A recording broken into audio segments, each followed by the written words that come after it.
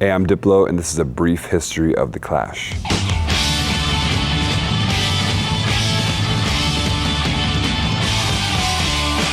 The Clash are Joe Strummer, Paul Simonon, Mick Jones, and Nicky Topper-Headon. They formed around mid-1970s in London at the advent of sort of punk rock. They're the quintessential English punk rock group. Very inspired by things that were happening from, post-rock. Even their opening gig was for the Sex Pistols. They weren't a flash in the pan in the punk scene. They kind of had a seminal career that developed from being an inner city punk group from London to headlining festivals all over the world to help combine different sounds and music that was unlike anybody else had done then, and also on their own terms. They were never a pop act, but they created some records that lasted forever, like Rock the Casbah. Should I Stay or Should I Go? Should I stay or should I go? London Calling. London calling to the faraway town. Those are the records that transcended that genre of punk rock and are still classics today. And as a punk band, that's very unique. But for me, I was very inspired by them because of the way they were able to change the direction of music by being innovative. For a band, they were sort of like a mix between rockabilly, reggae, and dub.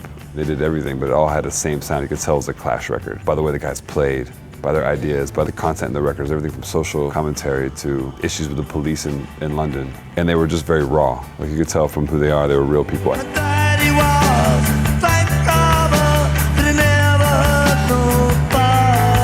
The Clash was inducted into the Rock and Roll Hall of Fame in March 2003. If you're an English musician, you know that they're kind of the guys who set a tone for what British rock and British music is and could be.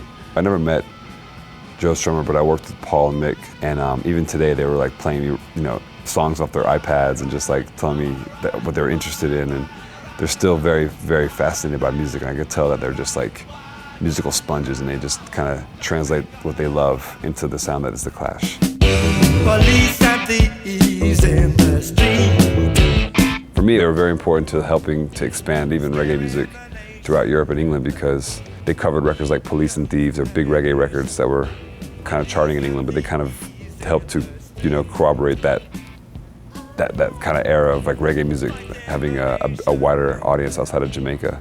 I think me and Chris and Walsh are all, first and foremost, we're music fans more than we're like performers and rock stars or whatever. So a lot of times when we create music, we think the same way. Like, how is the song gonna last for a long time? How's it gonna reach people and people can go back to that record and think about it?